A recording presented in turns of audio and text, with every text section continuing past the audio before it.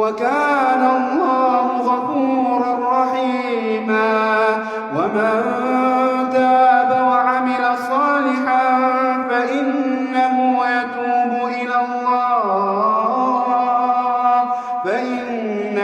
يتوب إلى الله متابا. والذين لا يشهدون الزور وإذا مروا باللغو مروا كراما.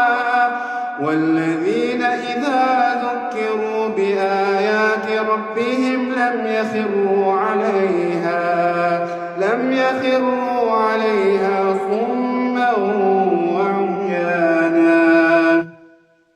والذين يقولون ربنا هب لنا من أزواجنا وذرياتنا قرة أعين وجعلنا